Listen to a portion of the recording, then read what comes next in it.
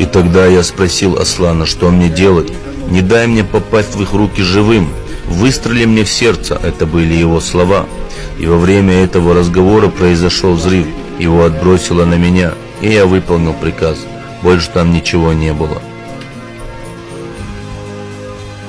Но клянусь вам, это мое твердое убеждение. Чеченцы не станут на колени перед Россией. Мы обязательно вышвырнем этих свиней со своей территории.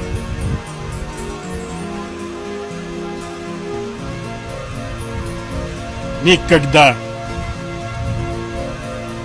России не удастся поставить на колени чеченского президента. Аслан Масхадов.